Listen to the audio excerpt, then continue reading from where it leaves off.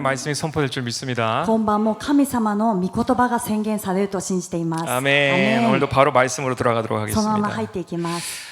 창세기 1장 26절에서 27절의 말씀이 되겠습니다. 創世記1章の26節から見ていきます。 하나님이 이르시되 우리의 형상을 따라 우리의 모양대로 우리가 사람을 만들고 그들로 바다의 물고기와 하늘의 새와 가축과 온 땅과 땅에 기는 모든 것을 다스리게 하자 하시고 神は仰せられた。さあ人を作ろう。我々の形として我々に似せて。彼らが海の魚、空の鳥、家畜、地のすべてのもの、地を這うすべてのものを支配するように。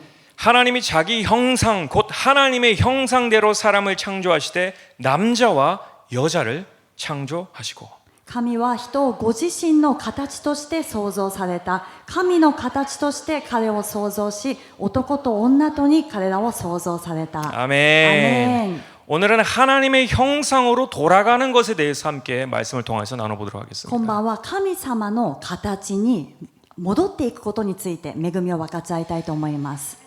제가 미국에 있었을 때 설교를 즐겨 듣는 한 목사님이 계셨어요. 私がアメリカにいた頃ですね、本当に大好きでメッセージをよく聞いていた一人の先生がいました。 제가 그분의 말씀을 즐겨 듣던 이유는 아주 예리한 성경적인 진리의 말씀을 선포하시지만 플러스 私がその先生のメッセージを好んで聞いていたのは、とても鋭くって聖書的な御言葉を語っているっていうのもあったんですけども、プラスで 전혀 성경에 대한 지식이 없는 사람이라 할지라도 매우 알기 쉽게 이해하기 쉽게 메시지를 전달하는 그런 능력을 가지고 계셨어요. また全く聖書に関する知識がない人も理解しやすい、分かりやすいという例えを持ってメッセージをされていたのでよく聞いていました。 그래서 그런지 저에게도 아직도 뇌리에 박혀 있는 메시지가 있어요. だからその中でも私がいまだにですね忘れられない思い出しているそういう御言葉があります。 이 거룩한 신부의 예복에 대한 설교였습니다. そのメッセージは清い花嫁の礼服についてのメッセージでした。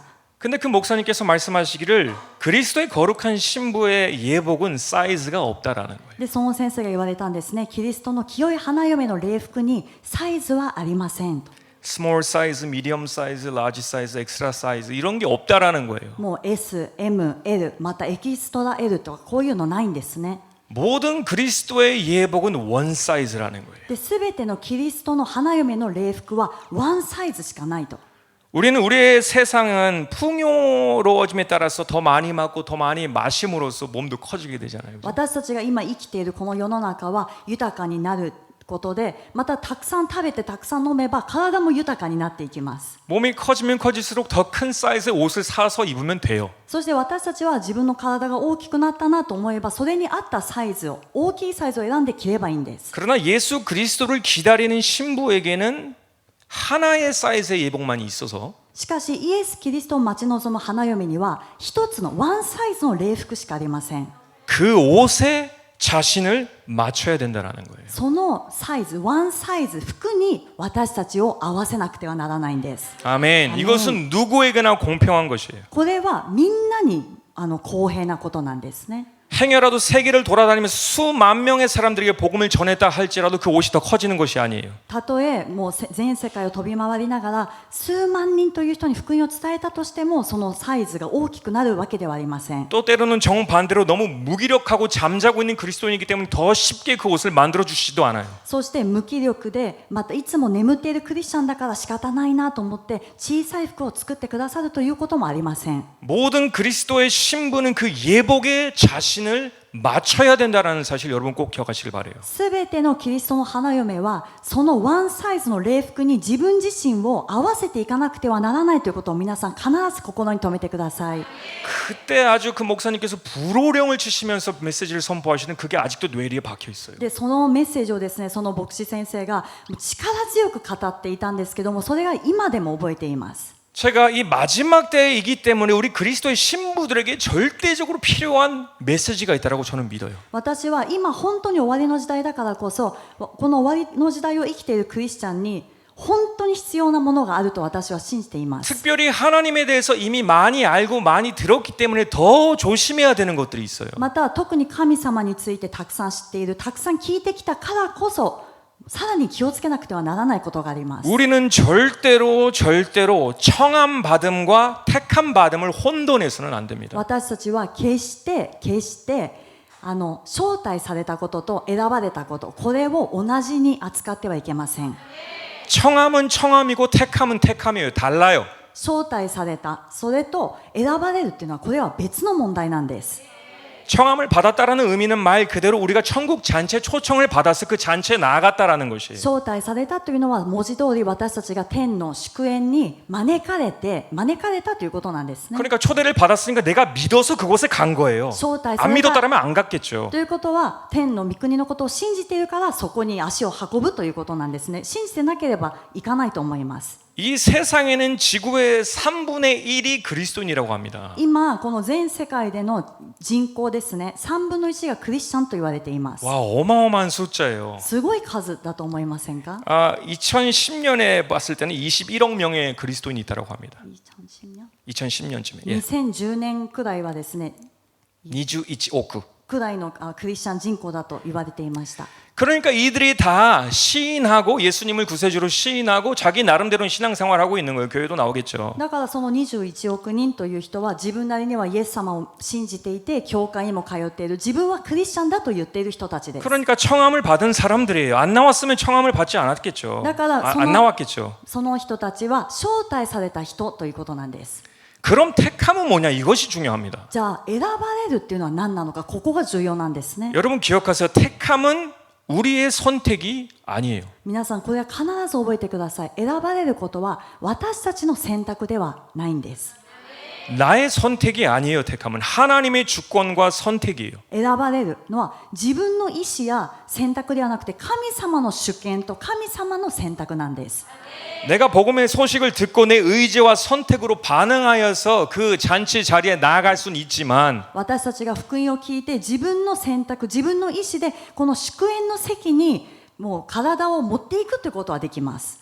내 의지와 선택과는 상관없이 예복을 입은 자들에게만 임금이 하사하시는 권한이 바로 택함이에요. でも自分の意思や選択とは別に礼服を着ているかどうかを王様が見られて、でその礼服をですね見られるというのがその選ばれるということにつながっていきます。 우리가 마태복음 22장의 말씀을 다시 한번 보도록 하겠습니다. マタイの22章の御言葉が見ますね。 1절에서부터 3절까지 먼저 1 보겠습니다. 節から3節。 예수께서 다시 비유로 대답하여 이르시되 イエスはもう一度例えを持って彼らに話された。 천국은 마치 자기 아들을 위하여 혼인 잔치를 베푼 어떤 임금과 같으니 天の御国は王子のために結婚の披露宴を設けた王に例えることができます。 그 종들을 보내어 그 청한 사람들을 혼인 잔치에 오라 하였더니 오기를 싫어하거늘이라고 王は 말했습니다. 招待しておいたお客を呼びにしもべたちを使わしたが彼らは来たがらなかった。 이것이 먼저 부름받은 이스라엘 사람들에 대해서 이야기를 하는 これ 것입니다. が先に呼ばれたイスラエルの民のことを指しています。 근데 중요한 포인트가 여기에도 있는데요. 이스라엘 사람들에게도 있는데요. イスラエルの民にも重要なポイントがありますけれども、 8절을 보시면 8節 이에 종들에게 이르되 혼인 잔치는 준비되었으나 청한 사람들은 합당하지 아니하니라고 들어 있어요. その時王はしもべたちに言った。宴会の用意はできているが招待しておいた人たちはそれにふさわしくなかった。 청함을 받았어도 이스라엘 백성들은 합당하지 않았기 때문에 복음의 촛대가 옮겨졌다라는 겁니다. 招待されたけれどもイスラエルの民はふさわしくなかったからこの福音の燭台が移されたということです。 여러분 합당하지 않았다라는 이 단어를 여러분 기억하셔야 돼요. 이게 매우 중요해요. 합당하지 않았다. ここに書いてあるふさわしくなかった、ふさわしくなかったということを覚えてくださいね。これすごく重要な言葉になります。 자, 이젠 이방인들에게 혼인잔치 첫 접장이 전해지게 돼요. 이제 この結婚式の招待状が異邦人のところに及びました。 9절 10절입니다. 9、10節。 내 거리 길로 가서 사람들을 만나는 대로 혼인잔치에 청하여 오라 한대. だから大通りに行って出会った者を皆宴会に招きなさい。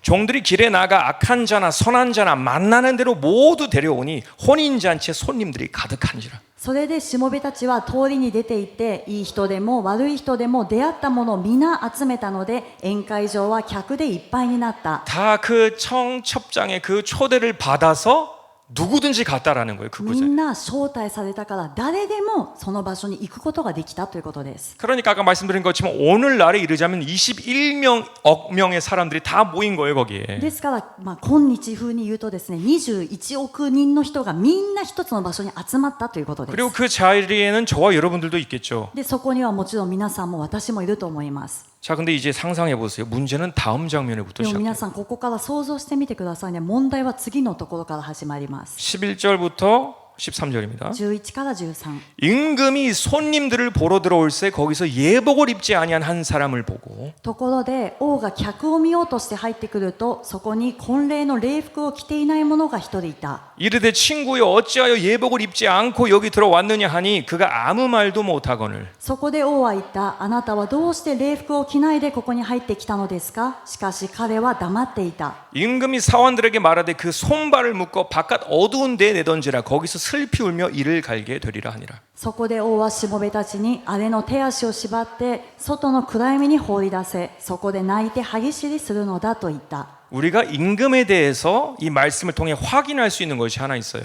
私たちが王に関してですね、この御言葉を通して分かることがあります。 11절을 보시면 임금이 손님들을 보러 들어올새 예복을 입지 않은 한 사람을 보았다. 11節を見ると、王は客を見ようとして入ってきた。で、そこに礼服を着ていない者が一人いた。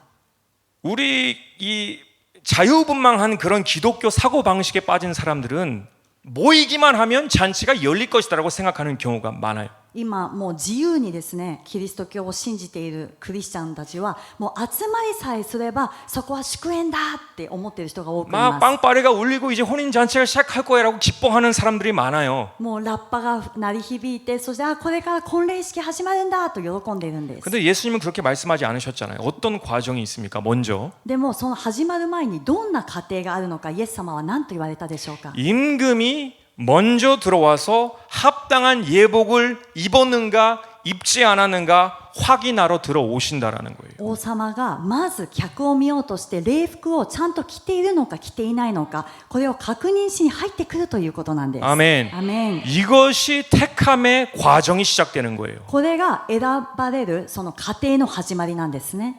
이건 나의 선택이 아니라 왕의 선택이 시작된 거예요. 거기서부터. これはここから自分の選択ではなくて王様の選択がここから始まります。 그 자리에 그냥 가 있으면 되는 것이 아니라 반드시 합당한 예복을 입고 참석한 자들만이 하나님께 택함을 받게 되어 있습니다. ただそこに行って座ってればいいではなくて、必ずふさわしい礼服を着た人だけが神様に選ばれるということなんです。 그래서 14절을 보시면 어떻게 기록되어 있나요? 예수님께서 말씀하십니까? イエス様が14節にこのようにおっしゃいます。 청함을 받은 자는 많되 택함을 입은 자는 적다라고 그래서 하신 거예요. だから招待される者は多いが選ばれる者は少ないのですと言われました。 그래서 우리는 두렵고 떨림을 지금도 이 순간에 가져야 된다라는 거예요. ですから私たちは今この瞬間も恐れおののいて、その恐れる心というものを持たなくてはなりません。 청함만이 있는 것이 아니라 반드시 택함의 과정이 있어요. 그리고 잔치가 있어요. 招待だけではなくて必ず選ばれるというものがあって、確認があってから祝宴が開かれるんですね。 바로 합당한 예복을 입는 자들만이 택함을 받게 되어 있습니다. ふさわしい礼服を着ている者だけが選ばれるようになっています。 그럼 이제는 우리가 이런 질문을 하게 되죠. 그럼 합당한 예복을 우리가 어떻게 준비할 수 있는가? 그것이 무엇인가예요? そうしたら疑問を持つと思うんですね。そうしたらふさわしい礼服は何ですか。それをどのように準備すればいいんですか。 많은 분들이 요한계시록 19장 7절에서 8절을 많이 사용하세요. 어린 양의 혼인 잔치에 대해서. 多くの方が黙示録の19章に書いてあるその子羊の婚礼のことをですね、よく引用して話 그래서 します。 세마포에 대한 얘기를 많이 정보로 사용하는데요. また麻布についての話とかするんですけども、 자, 요한계시록 19장 7절에서 8절입니다. じゃあ19章黙示録19章の7節から見ます。 우리가 즐거워하고 크게 기뻐하여 그에게 영광을 돌리세 어린 양의 혼인 기약이 이르렀고 그의 아내가 자신을 준비하였으므로 私たちは喜び楽しみ神を褒めたたえよう。子羊の婚姻の時が来て花嫁はその用意ができたのだから。 아내가 준비하였다라는 것을 우리는 볼 수가 있습니다. 그냥 간 것이 아니에요. 자신을 준비했어요. もうただ参加したんじゃなくて、先ほど見ると花嫁が準備できたと書いてあるんですね。用意ができた。 그에게 빛나고 깨끗한 세마포 옷을 입도록 허락하셨으니 이 세마포 옷은 성도들의 옳은 행실이로다 하더라. 花嫁は光り輝く清い麻布の衣を着ることを許された。その麻布とは生徒たちの正しい行いである。 자, 여기를 보면은 성도들의 옳은 행실이다라고 기록됨을 볼 수가 있습니다. 一番下の行を見ると、生徒たちの正しい行いであると書いてあります。 자, 그런데 말이죠. 우리는 이 성도들의 옳은 행실을 여러 가지 것으로 해석할 수가 있어요. でも私たちはこの生徒たちの正しい行いというものさえもいろんな解釈をする場合があります。 봉사도 옳은 행실이고 전도도 옳은 행실이고 선한 일도 옳은 행실이고 다 옳은 행실이에요. 奉仕することもいい行いだし、伝道することも良い行いだし、また人に優しくするということも良い行いだと。 그럼 나는 예복이 준비되어 있는 신부인가라고 스스로 착각을 합니다. じゃあこれらをやっている私は礼服を準備できている花嫁なのかって勘違いしてしまうん 근데 です。 여러분 기억하셔야 되는 것은 구원과 나의 행위는 상관이 없어요. 皆さんこれは必ず覚えなきゃいけないのが、救いと私たちの行いというのはこれは関係ありません。 구원받은 자들, 택함 받은 자들이 나중에 면류관으로 그것을 받습니다. 행위는. その行いというものは救いを受けたものがですね、後で報いとしてこれを受け取るということになっています。 근데 많은 경우에 나의 의를 어떻게든 이 행위로 만들려고 하는 이런 어리석음이 있어요. 우리 で 안에는. も私たちの中には多くの場合、自分の何か行いをですね、義にしたいというふうにしてやろうとしている愚かさというものがあるんです。 그리고 이런 많은 사역들이 많은 수고와 애씀들이 나의 구원과 관련이 있더라면 이 주여 주여 하던 사람들은 어떻게 된 것입니까? 그러면 じゃあそしたら私たちがですね、自分の労苦、そして良い行い、また自分が努力してきたことが本当に救いと関係あるならば、その主よ主よと言っていた人たちはどうなるでしょうか。 이들은 자기들의 해석으로 옳은 일들을 했다라고 자신감 있게 예수님 앞에 나아갔는데 나는 너를 모른다라고 하시잖아요. 彼らは自分たちは本当に良い行いをしてきたという自信を持って主の御前に立つんですけども、主は私はあなたを知らないと言われます。 그러니까 이런 봉사에 대한 거랑 전혀 상관이 없다라는 것을 말씀드리고 싶어요. ですからここで出てくる良い行いというのは奉仕、私たちが思っている奉仕とは無関係だということをまず伝えたいです。 담임 목사님께서 주일설교의 레마의 중요성에 대해서 많이 전해주셨습니다. 그렇죠? 私たちの牧師先生が日曜日にレーマの重要性についてお話しされました。 로고스 안에 레마의 보화가 숨겨져 있어요. ロゴスの中にレーマという宝は隠されています。 그리고 우리가 정작 우리의 삶 속에 매일매일의 삶 속에 필요한 것은 레마의 말씀이에요. そして私たちが毎日の生活で必要なのはレーマの御言葉です。 왜냐하면 성령의 계시를 통해서 저와 여러분에게 가장 필요한 핀포인트의 말씀을 전달해 주십니다. 그것이 레마예요. 私たちが生きていく中で私たちに最も必要な御言葉をピンポイントで教えてくれるというのがそれがレーマだからです。 우리가 이미 아는 많은 성경의 말씀 중에 레마라고 기록된 말씀들이 많아요. 私たちがすでにたくさん読んできた知っている聖書の御言葉の中にもレーマを表しているっていうのはたくさん出てくるんです 근데 ね。 단순히 성경에는 말씀이라고 기록되어 있으니까 우리는 로고스로 생각할 때가 되게 많아요. でもこの聖書にはそれが言葉、御言葉というふうに記録されているので私たちはそれをロゴスだと思っています。 마태복음 4장 4절을 보시면 여러분 잘 아시는 사단에게 시험을 당하실 때 예수님께서는 뭐라고 말씀하십니까? このマタイの4章4節見ると皆さんもよく知っている悪魔の試みに遭われた時のイエス様の言葉です。 예수께서 대답하여 이르시되 기록되었을 때 사람이 떡으로만 살 것이 아니요 하나님의 입으로부터 나오는 모든 말씀 레마의 말씀으로 살 것이라 하였느니라 하시니 イエスは答えて言われた。人はパンだけで生きるのではなく神の口から出る一つ一つの言葉、このレーマによると書いてあると言われました。 하나님의 입에서 나오는 말씀은 레마의 말씀을 말하고 있는 것이에요. 神様の口から出る一つ一つの言葉はレーマの御言葉を指しています。 나의 삶 속에 매일과 같이 그 말씀이 와서 그 말씀을 순종할 때 나에게는 능력과 힘과 승리가 되는 것입니다. 私たちの人生の中でそのレーマの御言葉が来て私たちがこれに従順して生きていくときに私たちは力を得るようになっています。 아멘. アメン。 또 사도 바울은 이런 말을 합니다. また使徒パウロはこのように言いました。 빌립보서 2장 16절 フィリ 말씀인데요. ピの2章の16節。 여기서 생명의 말씀이라는 것도 레마의 말씀이에요. ここに出てくる命の言葉、これもレーマの言葉です。 레마의 말씀을 붙잡아서 나의 다름질이 헛되지 아니하고 수고도 헛되지 아니함으로 그리스도의 날에 내가 자랑할 것이 있게 하려 함이라. 霊魔の言葉をしっかり握って彼らの間で世の光として輝くためです。そうすれば私は自分の努力したことが無駄ではなく、苦労したことも無駄でなかったことをキリストの日に誇ることができます。 로고스의 말씀을 잘못 해석하면은 그것이 헛수고가 될 수도 있다라는 것을 사도 바울은 말하고 있는 だから 것이에요. 使徒パウロは霊魔の御言葉を間違って解釈してしまうと、その自分の努力や労苦が無駄になることもあり得るということを言っています。 여기서도 성도들의 옳은 행실을 로고스로 그냥 내가 해석해버리면 헛된 수고가 되는 것이에요. でここでもその生徒たちの正しい行いというものをロゴスで自分なりに勝手に解釈してしまうと無駄になってしまうということです。 반드시 여러분 속에 오시는 성령님의 레마의 말씀이 있다라는 사실을 여러분 꼭 기억하셔야 돼요. 그것을 찾으셔야 돼요. 必ず皆さん一人一人に与えられる聖霊様が与えてくださる霊魔の御言葉があるというもの、これを私たちは握らなくてはなりません。 제가 여러분에게 이 레마의 말씀이 좀 어렵게 느껴질 것이 이게 레마의 말씀을 도대체 어떻게 받아야 되는가, 어떻게 이것을 어디서 찾아야 되는가. ある人たちはすごく難しいなと思うと思うんですね。霊魔の御言葉ってどこから受ければいいのか、霊魔の御言葉ってどうすればもらえるのか。 목사님께서도 가와무라 상에서 대해서 말씀해 주셨는데 그럼 나도 어떤 환상을 봐야 되고 어떤 음성을 귀로 들어야 되는가?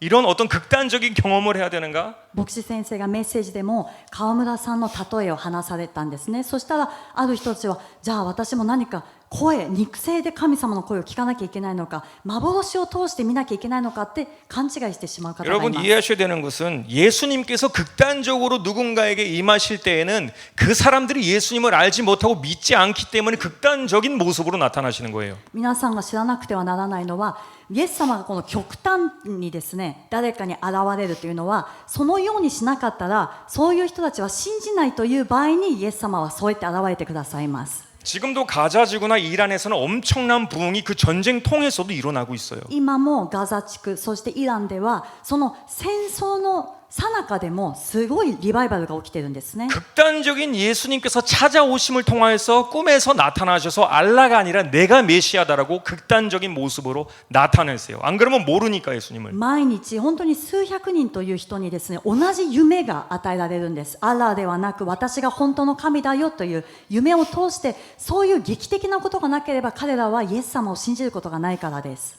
우리는 예수님을 이미 만난 사람이고 믿는 사람입니다. 私たちはイエス様をすでに信じている、そして出会った私たちです。 그러면 그 레마를 어디에서 찾아야 되는가가 중요해요. そしたらこのレーマをどこで探せばよいのか、これが重要なんです。 제가 여러분에게 레마의 말씀이 언제 무슨 요일 몇 시에 선포되는지까지도 말씀드릴 수가 있어요. 私が皆さんにこのレーマの御言葉が何時何分何曜日に宣言されるか言うことができます。 모든 새벽 예배 6시부터 레마는 시작됩니다. すべての蒼天祈りのメッセージ6時からレーマは始まります。 금요 예배 8시부터 레마의 시간이 시작됩니다. そして金曜日の8時からもレーマの時間が始 주일 まり 예배 ます。 10시와 1시에 레마의 시간이 시작됩니다. そして日曜日も午前10時午後の1時にレーマの御言葉が始まります。 하나님의 메신저들을 통하여서 선포되어지는 그 말씀이 레마의 말씀이에요. 神様のメッセンジャーを通して宣言されるその御言葉がまさにレーマの言葉なんです。 레마를 다른 곳에서 찾지 마세요. 皆さんレーマを他の場所で探そうとしないでください。 여러분들을 위해서 기도하고 말씀을 묵상하는 하나님의 메신저들을 통하여서 하나님이 우리의 입술을 빌려서 선포하시는 것입니다. 皆さんのために祈って、そして黙想しながらこのメッセージを準備しているメッセンジャーを通して、神様はその唇を通して神様の御言葉をレーマとして与えてくださいます。 레마가 안 들려서 레마를 모르는 것이 아니라 레마를 들어도 행하지 않으니까 문제인 거예요. レーマが何か知らないからわからない、だからできないじゃなくて、レーマを聞いていても従順しないからレーマがその人生にその通りにならないということです。 그래서 여러분들은 메신저들 위해서 열심히 기도해 주셔야 돼요. ですから皆さんもメッセンジャーたちのために一生懸命祈ってください。 사모님께서도 자주 하시는 말씀이지만 저도 마찬가지예요. それはエッセル先生もよく語られることですけども、私も同感なんです。 정말 편한 듣기 좋은 메시지를 하고 싶을 때가 한두 번이 아니에요. 와타스- 아, 오늘은 좀 축복에 대해서 얘기할까? 은혜에 대해서 얘기할까? 皆さんが聞きたい、耳にですね、こう優しいって感じるような御言葉をしたいという誘惑は一度二度ではなくて、今回くらいは祝福の御言葉にしようかなっていうことがあるんですね。 그런데 그러면 여러분들에게 아무런 도움이 안 되고 그것은 가짜 메신저예요. でもそれでそうしてしまうと、それは皆さんに何の助けにもならなくて、偽りのメッセージを伝えたことになってしまいます。 여러분들도 항상 여러분의 마음이 열려 있도록 어떤 메시지가 나한테 선포되어져도 받을 준비를 하셔야 되고 皆さん側もどんな御言葉が自分に宣言されて落ちてきても、これを受け取るという姿勢を皆さんも備えなくてはなりません。 아무런 부담 없이 하나님의 말씀을 오직 그대로 선포할 수 있는 메신저들을 위해서 중보고 기도해 주시기 바랍니다. そして何の負担も感じることなく、神様の御言葉をそのまま伝えるメッセンジャーたちのためにも、皆さんも取りなしの祈りをお願いします。 이 신보 예복에 대해서 이 레마의 말씀을 발견하기 위해서 열심히 기도를 하고 있었어요. 花嫁の礼服、そしてレーマの御言葉をですね、発見するために一生懸命祈っていました。 성경의 한 사건을 조명해 주시면서 그 사건을 토대로 함께 은혜 받는 시간이 되길 바랍니다. そして聖書のその話をです 겹치는 ね 부분이 아주 많아요. 通して皆さんも共にこう恵みを分かち合う、そのような時間になりたいと思います。 마가복음 1장 1절에서 5절의 말씀 보시길 바래요. マルコの1章の1節から5節、 하나님의 아들 예수 그리스도의 복음의 시작이라. 神の子イエス・キリストの福音の始め。 선지자 이사야의 글을 보라. 내가 네 사제를 너의 앞에 보내노니 그가 내 길을 준비하리라. 預言者イザヤの書にこう書いてある。見よ、私は使いをあなたの前に使わし、あなたの道を整えさせよう。 광야에 외치는 자의 소리가 있어 이르되 너희는 주의 길을 준비하라. 그의 오실 길을 곧게 하라. 기록된 것과 같이. 荒野で叫ぶ者の声がする。主の道を用意し、主の通られる道をまっすぐにせよ。その通りに。 세례 요한이 광야에 이르러 죄 사함을 받게 하는 회개의 세례를 전파하니 バプテスマのヨハネが荒野に現れて、罪の許しのための悔い改めのバプテスマを述べ伝えた。 온 유대 지방과 예루살렘 사람이 다 나아가 자기 죄를 자복하고 요단강에서 그에게 세례를 받더라. そこでユダヤ全国の人々とエルサレムの全住民が彼のところへ行き、自分の罪を告白してヨルダン川で彼からバプテスマを受けていた。 아멘. アメン。 자, 우리가 혼인 잔치와 이 세례 요한의 메시지를 하나씩 나열해 보도록 하겠습니다. この結婚式の話とバプテスマのヨハネの話を一つ一つこう見ていきたいと思います。 모든 복음의 시작과 끝은 이 땅에 오시게 될 예수님의 혼인 잔치예요. このすべての福音の 그게 始まり、 복음이에요. そしてその終わりというのはこの世に来られた、イエス様の結婚式ということになるんですね。これが福音なんです。結婚式。 그 날을 우리는 준비하도록 회개하러 나오라라고 말한 것입니다. そして私たちはその日を備えるために、悔い改めるために出てきなさい。 세례 요한은 마치 임금이 보낸 메신저가 되어서 누구라도 편애 없이 들을 수 있도록 광야라는 중립적인 자리에서 선포를 했습니다. そしてバプテスマのヨハネは王がそのしもべを使わしたように荒野というところに行って、誰でも聞けるようなところで福音を宣言しました。 의인이든 악인이든 부자이든 거지이든 어떤 위치의 사람이든 남자 여자 아이를 막론하고 다 나와라.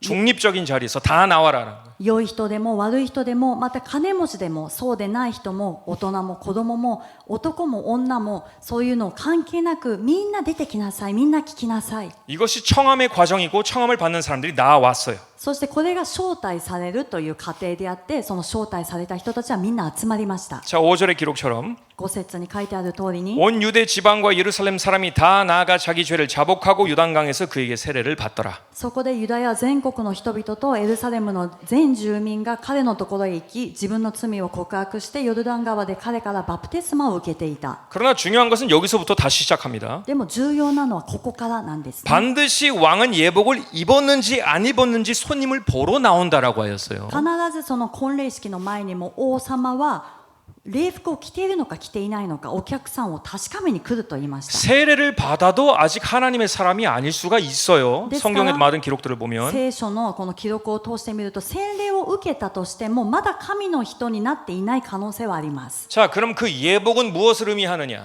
でこの礼服は何を意味しているのか。 마태복음 3장 8절에서 10절까지의 말씀. マタイの3章の8節から10節。 그러므로 회개에 합당한 열매를 맺고 それなら悔い改めにふさわしい実を結びなさい。 속으로 아브라함이 우리 조상이라고 생각지 말라. 내가 너에게 이르노니 하나님이 능히 이 돌들로도 아브라함의 자손이 되게 하시리라. 我々の父はアブラハムだと心の中で言うような考えではいけない。あなた方に言っておくが、神はこの石ころからでもアブラハムの子孫を起こすことがおできになるのです。 청함을 받았어도요. 10절 보시면 이미 도끼가 나무 뿌리에 놓였으니 좋은 열매를 맺지 아니하는 나무마다 찍혀 불에 던져지리라.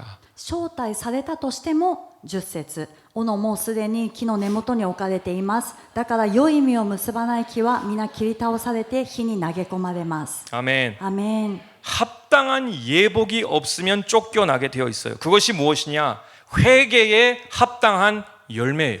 それはふさわしい礼服を着ていなかったら追い出されてしまう。イコールその悔い改めにふさわしい実を結んでいなかったら切り倒されてしまうということです。 오늘 가장 중요한 말씀의 포인트는 바로 이것이 될 거예요. 今晩最も重要なこのメッセージの中のポイントはここになります。 여러분이 준비하셔야 할 예복은 하늘에서 떨어지는 영적인 옷이 아니에요. 皆さんが自分で用意しなくてはならない礼服は天からこう降ってくるようなその霊的なものではありません。 우리가 계시록의 말씀을 자기 방식대로 해석해서 성도들의 외적인 선행을 말하는 것이 아니에요. 私たちの中では先ほどの黙示録の生徒たちの正しい行いといって自分なりに解釈して奉仕してるからこれかなというふうにしてはいけないんです。 회개와 함께 물과 성령으로 새로 태어나게 하신 새로운 마음으로서 살아가는 사람이 회개에 합당한 열매를 맺는 예복을 준비한 사람이 된다는 것입니다. 悔い改めを通して私たちが水とそして聖霊のバプテスマを受けてその悔い改めにふさわしい実を結んでいく人がその人は新しい心になっているのでそういう人が選ばれるというところに行くことができるんです。 중요한 건 새로운 마음을 유지하고 있는 사람이 예복이 준비된 사람이다라는 거예요. 重要なのは新しい心を持っている維持している人がこの礼服が用意できている人と言えます。 아멘. アメン。 예복이라는 동의어를 성경에선 사용하는 단어가 있는데 그게 마음이에요. その礼服というのを聖書で見ると同義語があるんですけどもそれは心になります。 그래서 너의 옷을 찢지 말고 마음을 찢으라고 합니다. だから聖書を見るとあなた方の着物を引き裂かないで心を引き裂きなさい。 여러분이 예복을 생각할 때 여러분의 마음을 생각하셔야 돼요. 여러분의 마음이 예복이고 예복이 마음이 될 것이에요. 皆さんが礼服を思い浮かべるときに皆さんの心を思い浮かべてください。皆さんの礼服は心であって皆さんの心が礼服だからです。 아멘. アメン。 예수님을 영접함으로 회개와 함께 물과 성령의 세례까지 받음으로써 우리의 마음이 깨끗해졌어요. イエス様を受け入れることによっ 이게 て 예복이에요. 깨끗한 예복이에요. 水とその聖霊のバプテスマを受けて悔い改めるこれがきれいになるんですね。心がきれいになるということになります。 그래서 그 위에 성령까지 오셨어요. 깨끗해졌기 때문에. そのきれいな心清い心に聖霊様が望まれました。なぜなら清いからです。 근데 그 마음을 유지하지 못하는 사람은 예복을 준비하지 못하고 예배하지 못한 사람이 되는 것이에요. しかしこの心清い心をそのまま保っていけない人は礼服を用意できない人になってしまうんですね。 제가 말씀을 준비하면서 예전 우리 교회가 이 거룩에 대해서 강력하게 선포할 때가 있었어요. このメッセージを今回のメッセージを準備しながら私たちの教会でも、今もそうですけども以前もずっと清さについて熱くメッセージしていた時がありま 그때 した。 저도 열심히 기도를 하면서 하나님께서 주시는 환상이 있었어요. でその当時私 새벽 も 예배도 전한 적이 있습니다. その清いことについてその祈っている時に主がくださった幻があるんですけどもこれは以前にも蒼天祈祷の時に 이 も分かっちゃったことが 교회가 あります。 아름다운 혼인 예식장이었고 모든 것이 밝고 하였어요. 教会がとても美しい結婚式のその式典になっていて祝宴場になっていて全てが白くてとっても綺麗でした。 어둠이라는 것이 있을 수 있는 곳이 없었어요. 너무나 광채가 뛰어났어요. 暗闇というものが一切存在しないとっても綺麗だったんですね。 그리고 明る 수많은 くて 천사들이 그 혼인을 준비하고 이 뭐라고 할까요? 그 기뻐하기 위해서 그 자리에 있었습니다. そして数 축하할 えき 준비를 하고 れない 있었어요. くらいの天使御使いたちがその結婚式の準備のためにみんな動いていました。 그리고 예수님께서 이 신랑의 자리에 앞장서셔서 서 계셨습니다. 신부를 예비하시는 준비하시는. イエス様が花嫁を待ち望んでいる花婿としてここに立っておられたんです。待 근데 ってい 뒤에 たんです。 있는 신부의 모습도 보게 되었는데 で後ろで立っている花嫁の姿も見ることができま 이 した。 신부 역시 아름답게 빛나는 하얀 드레스를 입고 흠이 없어 보이는 준비가 다 되어져 있는 것처럼 보였어요. でこの花嫁もま 겉모습으로 た 봤을 때 このシミも傷もない本当に外側の姿ではとっても綺麗な花嫁、真っ白な花嫁に見えたんです。 그리고 신부 입장이라는 소리가 そ 들리면서 して花嫁入場という声で 신부가 한 걸음씩 한 걸음씩 신랑을 향해서 나아갔습니다. 花嫁 결혼식 が 때처럼. 結婚式の時のように花婿の方に向かって一歩一歩と進んできました。 그리고 예수님께서 신부에게 몸을 돌리시면서 손을 내미셨어요. イエス様 올 が 때까지 そ 손을 の 잡을 때까지. ゆっくり来ている花嫁に向かってですね、こう待ちながら手をこう差し伸べていたんです。 근데 그 상황을 목격하고 있는 저에게 주님이 주시는 음성이 뭐였냐면 でその状況をこう見ていた私にですね、主がくださった御声が何かというと、 우리가 잘 아는 그 성령님의 따뜻한 메시지가 아니었어요. 私たちがよく知っているような、そして求めているような聖霊様の温かい御声ではありませんでした。 얼음같이 차디찬 음성이었어요. 氷のように冷たい声だったんです。 그 음성이 무엇이냐면 신부는 준비되어 있지 않았다였어요. 花嫁が用意できていないという声だったんですね。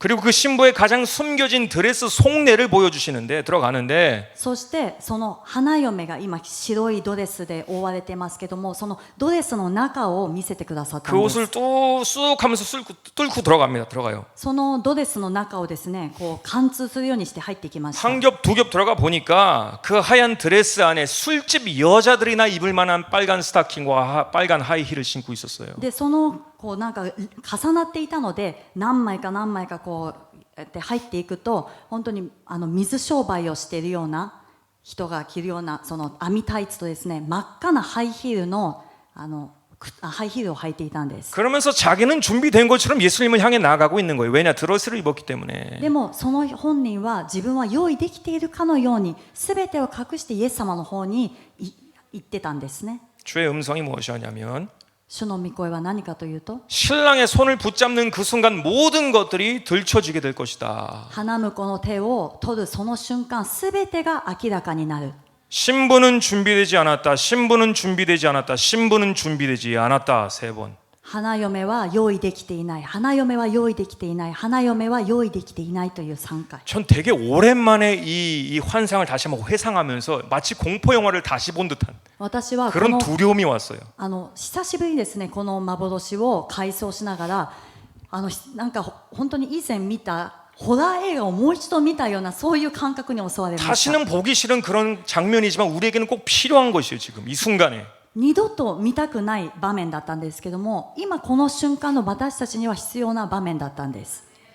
참된 신부의 예복은 하늘에서 떨어지는 것이 아니에요. 本物の清い花嫁の礼服は天から落ちてくるものではありません。 자기의 의를 나타내는 누더기와 같은 행위를 칭하는 것이 아니에요. また自分 사람의 의는 하나님 앞에 누더기와 같은 것이에요. の義を表すようなボロボロの服じゃないんですね。人の義というのは神様の御前では不潔な服だと書いてあります。 우리 행위 자체는 처음부터 완전한 예복이 될 수가 없어요. 私たちの行い自体は最初から完全な礼服になることはできません。 예수님 앞에 드러나게 될 나의 참된 예복은 회개와 함께 주님께서 나를 깨끗해 주시게 하신 그 거룩한 마음을 유지하는 것에 있어요. イエス様に私たちが見せることができる礼服というのは、悔い改めとともに私たちの心がきれいになって、そのきれいな心を保っていく、この心を主に見せる、これが礼服になります。 잠언의 말씀은 우리에게 지켜야 할 것 중에 가장 지켜야 할 것이 무엇이냐? 마음을 지켜야 한다고 했습니다. 그것에 생명이 나와요. 箴言の御言葉を見ると、私たちが守るべきものがあって、それは私たちが心を守るべきであって、その心は命の泉はここから湧くというふうに書いてあるんですね。 요한계시록 16장 15절 말씀 보십니다. ヨハネの黙示録16章の 15절입니다.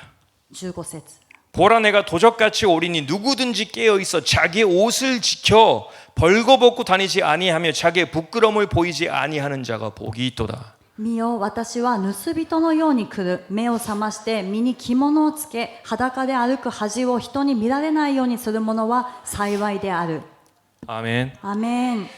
제가 오늘 이 말씀을 묵상하면서 넉넉하게 10년이 지났다라고 한번 생각을 해봤어요. 私は今夜のこのメッセージを黙想して準備しながら、その頃からですね、10年くらい経ったなと思いました。 그렇게 거룩에 대해서 열심히 선포하고 난 10년이 지난 지금 우리의 모습이 あんなに清さ清さをメッセージをして、そして10年ほど経った今の私たちの姿が 주님의 눈동자 앞에서 우리가 조금이라도 깨끗해졌습니까? 조금이라도 준비되어졌습니까? 라고 기도를 드렸을 때 主の目の前で、主のその瞳の前で、主よ、私たちは以前よりも少しでもきれいになりましたか、少しでも清くなりましたかと祈りを捧げたときに、 주님의 음성이 잠잠하시면서 시간이 지나고 주신 말씀이 뭔 줄 아세요? 主の御声は静かなところで時間が経った後に与えられたことは何だったと思いますか？ 너희들이 아무리 행위라는 노력의 옷을 드레스 안으로 더 겹겹이 입으려고 해도 あなた方がどれほど行いというその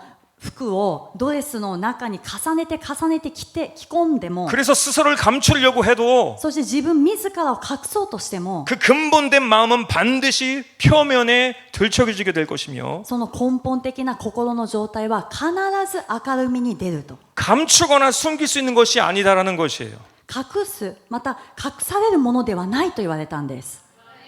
본질은 예나 지금이나 준비되지 않았다라는 것이에요. それは本質は昔も今も用意できていないということなんです。 여러분 하나님 앞에서 솔직하게 여러분 자신을 한번 잘 생각해 보세요. 皆さん神様の御前で正直に皆さん自分自身を正直に思ってください。 이것은 양심에 손을 놓고 고백하셔야 돼요. これは本当に手を胸に置いて自分の良心が刺されることないように、 내가 하나님 앞에 나아갈 때 조금이라도 떳떳해진 내가 있습니까? 없습니까? その10年前あるいは以前と比べて神様の御前に出ていくときに自分が大胆に出ていっている自分がいるでしょうか、あるいはそうではないか、 아니면 감추고 숨기는 것에 달인이 된 내가 있습니까? あるいは隠すこと、装うことの達人になった自分がいるか。